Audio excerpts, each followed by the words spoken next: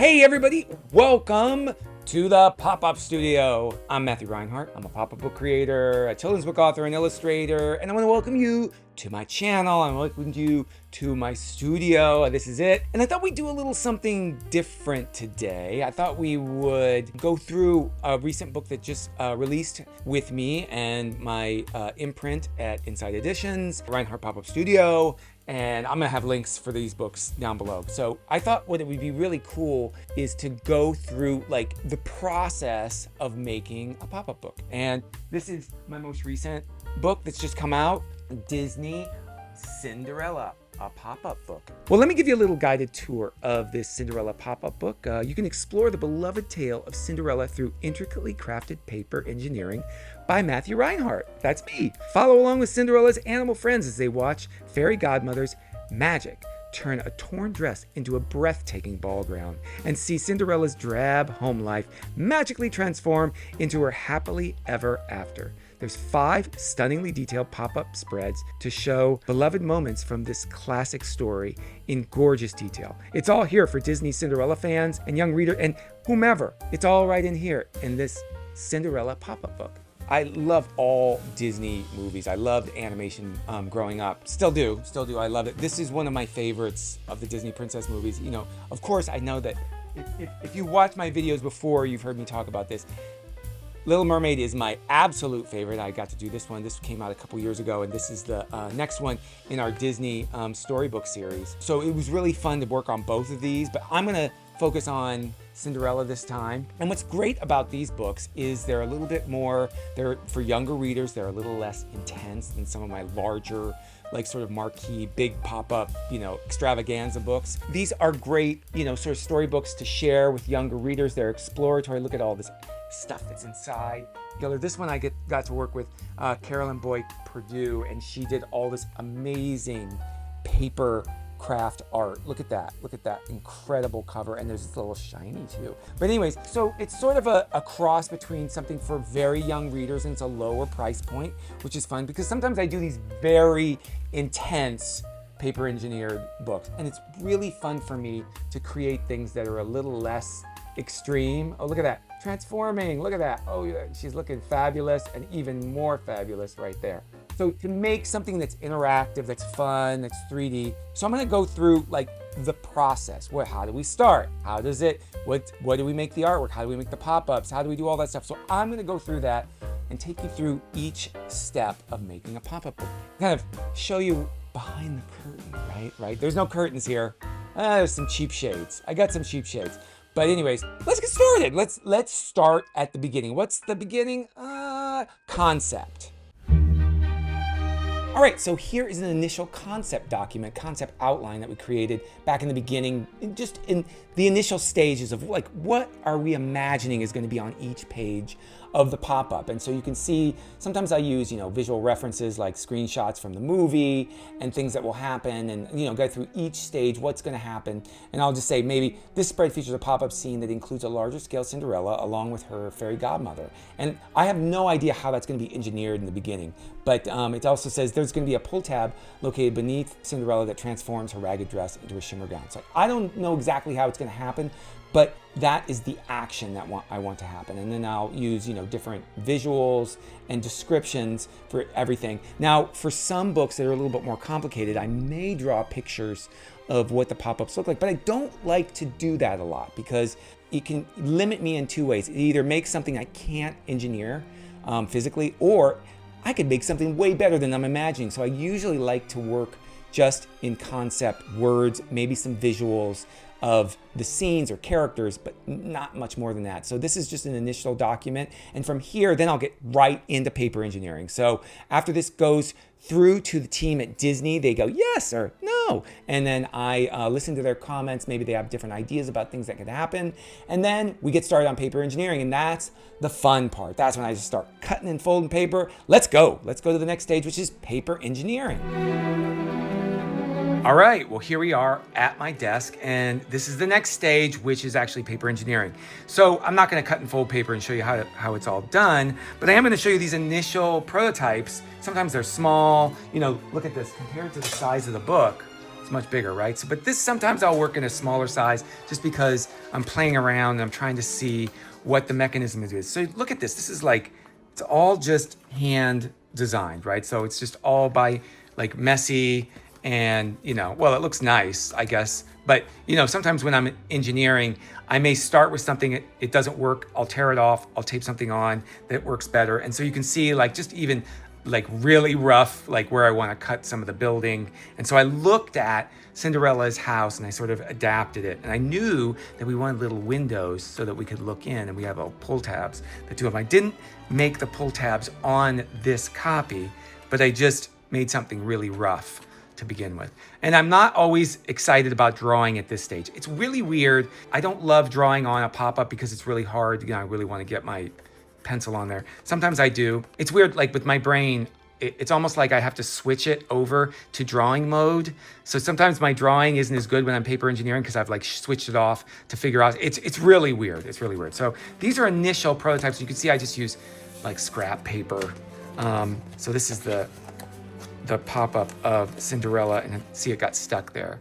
And that's something I'm gonna have to work on later on. But this is an initial design that sort of reworked. I made a pop-up like this similarly in another book, and so I wanted to rework it and sort of make it bigger and cooler. So this is her magical carriage, but you can see it's really rough. Just figure out, look at that, there's tape. This is that tape that I use. And I'm gonna do another video of all the materials that I use so that you all can, if you all wanna make your own pop-ups and get the same things that I get, you can do that. So these are just the initial prototypes. And look, I mean, I'm just using scrap paper. Sometimes things don't work right. Look at, I got this all wrong. This was the pop-up where Cinderella transforms. And look, it's sticking out. Like, so I'm definitely doing something wrong. I make notes to myself. You can see I'm using just scrap just to figure out like how all these things work. This was actually much bigger than the book. See, look at that. So this is just initial design stuff and shapes, just getting the shapes of things here and there. Things change along the way too. You can see this is spread 4, very rough, just an idea. See, I haven't even made an idea about how the buildings will be cut out at the top of this spread and what the characters will look like. I just knew, I was making notes to myself, like this pop-up will be the two characters, it'll be Prince Charming and Cinderella dancing, and then you'll pull the tab, this will flip away, and then Prince Charming will be like, hey baby, where you going? And then, you know, Cinderella's like, bye, gotta go, see you later. So she's gonna show up over here. So you can see that I sort of mark on there what the area that will be revealed, and then I need to hide away that area that will not be there. So I kind of make notes to myself, even though I haven't drawn on things. And again, like I said, this is all rough. Look, it's sticking out. But this helps me in the beginning. This helps me just get started. And then what I'll do is I'll take it apart very carefully, and that'll be the next stage. So I'll show you that. Oh, by the way, I threw out my mistakes. So I know that you're seeing these all and they look nice and clean. My mistakes that happened before these, my explorations of pop-up, I don't always keep those. I recycle them. If they're really good, I'll keep them. I always like to have at least one version of a preliminary pop-up in my archive. So this is the final pop. And again, it's very small, and it's just, you know, figuring out shapes and how the mechanism is going to work. And I know that there's going to be a pull tab, and this will flip away, and there we are. And that's the action. So there are certain things, look, it's very rough. It's messy. I just wanted to get the basics of the mechanism working. And I knew also this side needed to be repeated over here because it's just not strong enough this way. But it's, you know, it is a great starting point. And from here, I will redevelop it. Sometimes with pop-ups, I have to rebuild it multiple times, not just like once or twice, like 20 times. This book, because it's smaller and it's a little less complicated, not so much. So let's get to the next stage, which is making die lines or making templates for the pop-ups so that we can remake the pop-up over and over again for manufacturing. Let's do it. All right, so these are the scans. So I've taken my rough prototypes that I've built by hand, my handmade pop-up prototypes, and I've taken all the pieces apart very carefully, and then I've scanned them in the computer. And I'm gonna trace these using Adobe Illustrator. That's what I use for creating vector lines. Some people use CAD, some people use other programs, I just very carefully trace outside shapes of each pop. Now I like, when I'm making a pop-up, or excuse me, when I'm making die lines, I usually make the points first and then go back and do the curves. And I get up in there real close and I make sure that the shape fits. Now, this is just an early product. This is before there is any drawing or sketching. So the shapes will change, but this is just a rough prototype that I'm making. These die lines are rough die lines so that I can just make a copy of the pop-up and determine if these concepts will work in engineering. So sometimes I'll make something and I'll remake it and I'll realize the engineering doesn't work right. So this really helps. Sometimes I'll make a pop-up over and over again, and the only way that I can make that pop-up over and over again is to make die lines at first, even if they're very rough, and then refine it, change the outside shapes. So the beginning of my templates, my die lines, won't necessarily look like the finals in the book. But this is just so that we can make more prototypes, we can work out all the engineering and rebuild it, and the templates or the die lines are used so that not only that I can reproduce the pop-up, but the manufacturer can reproduce the pop-up so they can go out there in the world. So I need to make tracings of all these pieces and base pages and things. So I'm going to show you, this is what the rough outline of the piece will look like. And then that changes to later. These are the above. I'm going to make the rough one, I'm going to make it a different color. I'm going to make it purple. And I'm going to show you the same piece that is the final piece right there. So that you can see there's some similarities, right? There's some similarities because the fold is in the right place. I'm just going to put this on top of the other one. And look, this is the initial pop-up piece before it's been refined, before I've done sketching. I'm just going to move it up. And look, it's essentially, it's the same basic, it's got the fold here and it's got the base right down here. But you can see that things change. Later on, after doing some sketching, I've got the shape of the horses. This is the pop-up for the pop-up carriage in the Cinderella book. So you can see there's the rough is the purple, that's the rough die lines, and they'll get refined later on. So then I know I got an exact shape, sort of an exact shape that I can work with, okay? So the next step, after I've made die lines for the entire book that is very rough die lines, after I've made these, then I can make a white prototype copy and I can check the engineering. And then also the next step is actually making the rough sketches and the artist guides. Because on this book, I actually work with another artist. Sometimes I do the artwork, sometimes somebody else does. But I have to do the initial sort of sketches. So let's get on to the next step, is the artist guides and sketches. So let's do that. All right, so the next step is actually making artist guides. So I use those pop-up pieces, all the die lines, and I start to formulate like what can fit within those pieces. And then I also figure out what are the different pieces that I'm going to need from an artist that I'm working with. So I'll do these initial sketches that you can see here.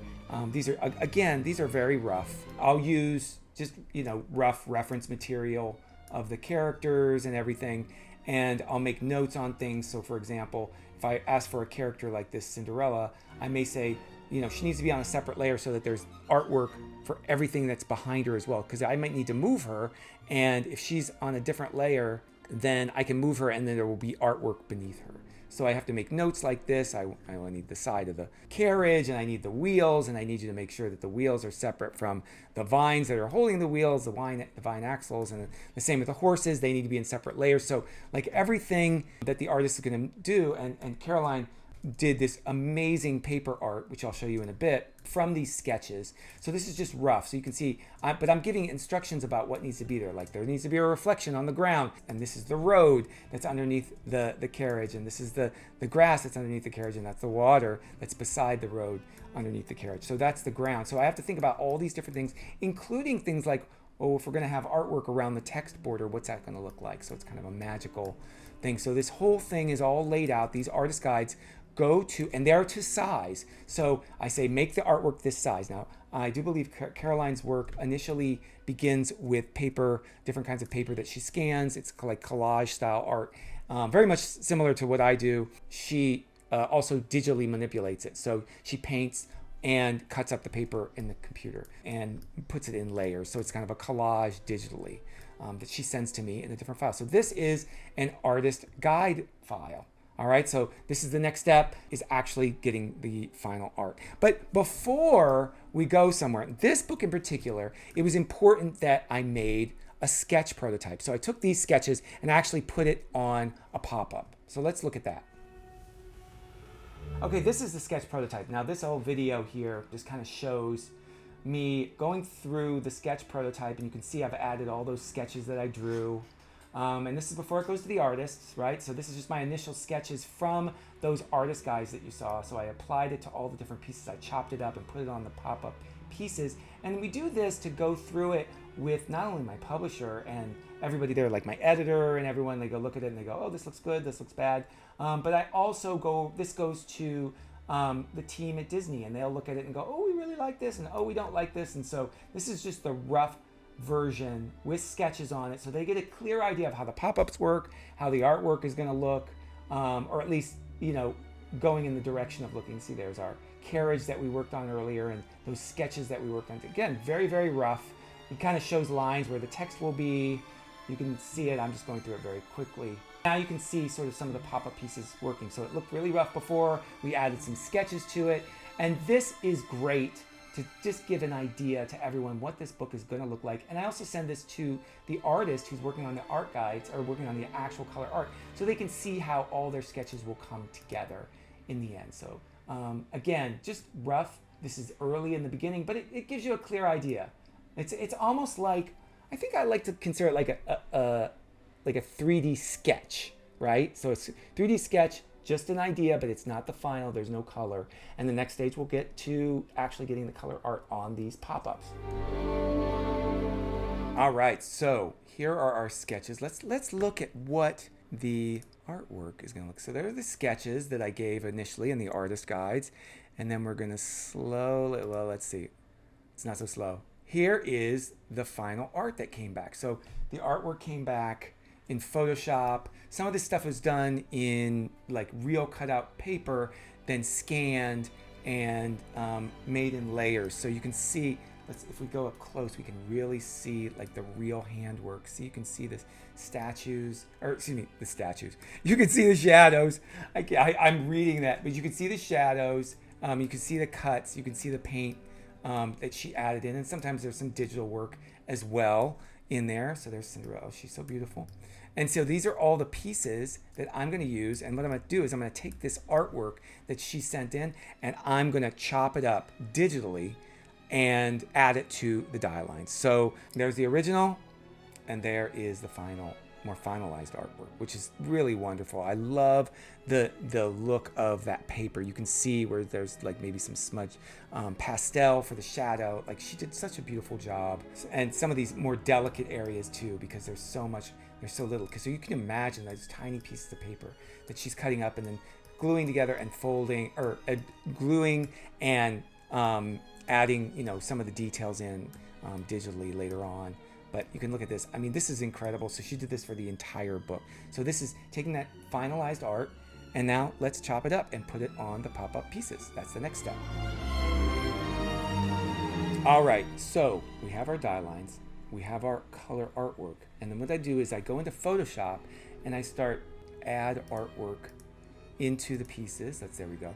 So there's a lot of layers here. So let's look at this. This is the artwork that we just saw, and it's added in, but I have to like do it in pieces and sections. So you can see that it's in layers, and all the horses are even in layers, like the reins are in layers. So I have to add each part. I think what I do first is I add the first horse. There's even shadow. So I add the first horse and make sure it fits into the die lines well. Sometimes I have to change the outside shape of the die lines, but I do that later on after I put the art in and I make connections. And then, you know, I have to start adding these different things. And I realize, okay, so I've added the two horses in. There are two different layers of them. But I realize that I have to connect their reins, right? So the reins go in, and then there might be it's really difficult. Let's go in close. It's kind of a little difficult to see the muzzle of this horse on this one's rump. So I said rump. So we added in like a little shadow there as well. And then we also need like the area around the horses, because we wouldn't want the horses to just be sitting in like nowhere, white, on top of a colored background. So I also had to add in background. So there's the ground underneath the horses, and there's that's some air behind it. With the night sky that's behind the horses. So at least it feels like they're based in the scene. And then again, I'll do the same things for the other pieces in this pop-up. So here are these are pieces that will go, that are connector pieces, and it will show that it actually has part of the carriage on there. And then, oh wait, we can't forget about these two horses. There we go. And it's pretty much the same thing as what I did last time with these other horses. So you can see the reins there. There's one horse, there's a shadow, and there's the other horse. So I do this for all of the pieces in the book. Sometimes it can be kind of hard because maybe the artist may misunderstand how I've told them to make the artwork, or maybe I've made the artwork wrong. So sometimes I have to make digital fixes. So I do this for all of the pieces. And remember, I have to do this on both sides. So the horse, as a matter of fact, this piece, there has to be a reverse side to this artwork. So you can see that the horses are different on this side. Let's pull up close. And look, there's no shadow because their face is on the opposite side. So see, I had to move it, the order of where the horses were there. This horse is actually in front of the other one and going the other way. So I have to make artwork for the front and the back of all the pieces, and not all of that artwork is the same. So wait, there are the die lines for those same pieces. So this way, and those are old die lines, because look at those old shapes. I had to change those shapes to fit more of the die lines. So those are old die lines. But anyways, you can see that there has to be different art sometimes on the front and the back of all the pieces. So I do this for all the pieces of the book. For a book like this, there's probably about maybe 50 different pieces that go into a book like this. It's not as complicated. But then for a bigger book, there might be 200 pieces that goes into a book. So I have to do this for everything. And I'm typically the one that goes through and chops up the art, because I usually know best about, I'm using my hands, you can't see, but I usually know best about where everything goes. Like this is the base page artwork, and you're gonna see that there's that, and there's where the text box go. So you can see the little magic. So all these pieces are separate, they're added in, and you can see the die lines below them. And look, there's that had to be made. What we did was we kind of sort of compiled the artwork digitally and then made it look like it was in a reflection. We added a filter to it to add that. And then, we have all these different portions. These are like corrections that I had to make onto the base page artwork. So sometimes you have to do a lot of things digitally to make sure that everything works right for the pop-up pieces. And so the next step, after we've placed all of the artwork and chopped it up and put it with the die lines, placed all that artwork, the next step is actually making a color prototype. And I make one color prototype of all these different pieces in a pop-up book. So I make all these different color prototypes, printed out the pieces, I cut out the pieces, build one color prototype, which looks just like a final book. And that goes off to the manufacturer. So after I've made the final art files, then I will build a color prototype that looks a lot like this. I'll print it out. It'll even have text in there, so we'll design the text and it'll go in all the different places. We'll test things to make sure everything works right. And I'll make one beautiful prototype that will be sent to the manufacturer and to the publisher so that they can get an idea of how everything's looking, and they can say, yes, this looks good, no, this doesn't look good. And so I'll make that one prototype and I'll send it to the manufacturer, and they'll make their own copies, and they'll send them back to me so that I can check and make sure that their work is working correctly, like all the pop-ups work just right inside the book. So sometimes what they'll do is they'll send me a prototype that is just all in white, just so I can make sure that the engineering is right. Now this isn't the Cinderella book, so you can see, but you can see like this is just a prototype to make sure all the pieces work, and I'll look through it, I'll make corrections and say, oh, this works, this doesn't work, this is the Target book, which you can get at Target. But it's just to make sure everything works right, and I may say, ooh, this pulls up the paper, so I'll make notes, really complex notes, to the manufacturer and to that team so that they can build things right. But in the end, after months and months of production, and there's a lot of back and forth, making a book as beautiful as this is a team effort. I don't want to claim all the credit. That's why other people's names are on there, right? There's a writer, Brooke did this, Brooke Vital, she's amazing. And the illustrations by Carolyn Boyk Purdue, she is awesome. She had to deal with me.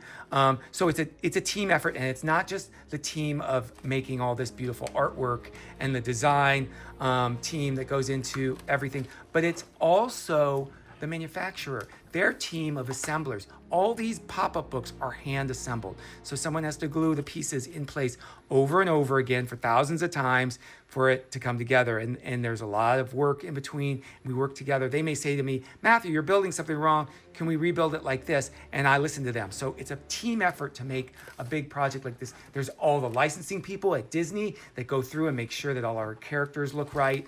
There's so many people. There's so much that goes into just making one book like this. A magical pop-up book that you can share. It's a fantastic sort of experience to do it. It's hard. Sometimes it makes my brain hurt. A book like this was pure pleasure because I love Disney movies. I love being able to recreate these characters' adventures and stories in pop-up book form. And this is one of my favorites. Growing up, I love the music in Cinderella. She's a great singer. I love the story too. Everybody has been Cinderella. I mean, maybe not in the pink dress. Well, speak for yourself, Matthew. But everyone's had those times when they felt like they were nothing. And then eventually, you know, they were able to become the princess or prince or whomever, the idea of what they could become. I don't know. I identify a lot with Cinderella, even though I don't look anything like her. I look more like the fairy godmother. Creating books like this is so much fun to be able to reinterpret it and make it in papers. This is all, it looks like it's all, not only are the pop-ups made out of paper, but it looks like the art is all made out of beautiful paper. Carolyn did a gorgeous job with this, and there's so many little details inside. There's so many little characters and adventures and interactions that you can have in a book like this. So I hope you've enjoyed this tour of the Cinderella pop-up and how a pop-up is made. All right. And that's how you make a pop-up book. That's how I made this book. And I made this book.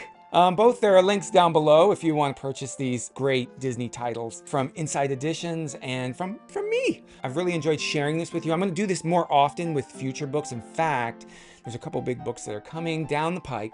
So I am going to share more about the process, and I'd like to do more like as I'm making the book. So you may be seeing that for something coming up like it. So you may be seeing that in the coming months.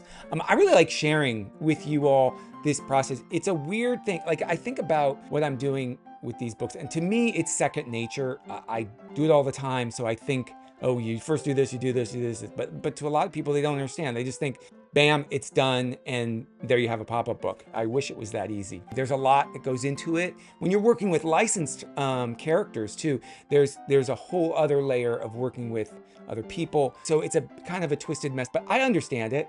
I get it, right? So anyways, I enjoyed sharing this with you. I hope you enjoyed this sort of different sort of video, and I hope to do more of these in the future. Hey, on your way out, could you do me a favor, please? Could you hit that like and subscribe button down below? It helps us out with the YouTube algorithm. It gets our videos out there, and I couldn't make these videos without you. So please feel free to tell me, hey, Matthew, you stink. Or, hey, Matthew, this is great. I really appreciate it. Let me know down below. If you want to see certain kinds of videos, you want to see me do certain kind of crafts, let me know down below, whether it's paper craft, whether it's pop-up, whatever. We'll make it. You know, I think we're going to do a lot more like paper craft and cardboard and making things out of paper and stuff that we can find around the house. I used to do these art class videos. It was fun because we made stuff like just from things we found around the house, and we made all kinds of different things, not just pop-ups. Anyways, let me know down below if you want to see more of that, you want to see other stuff. I love your feedback. I really appreciate it. Makes me feel great, actually, sometimes, even though sometimes I can't read them because they're in different languages, but I translate them and they're really wonderful to hear. So thank you, everybody around the world who has been engaging. I love you all, and you're the reason why I'm here on YouTube. So thank you, thank you, thank you so much. Hey, this is Matthew Reinhardt saying, be kind to a stranger. Remember to think creatively. You know, there's always a way around things if you kind of step back and look at the problem from a different angle. So you have the power to do it. So think creatively, and always remember to keep it poppin'. Bye-bye.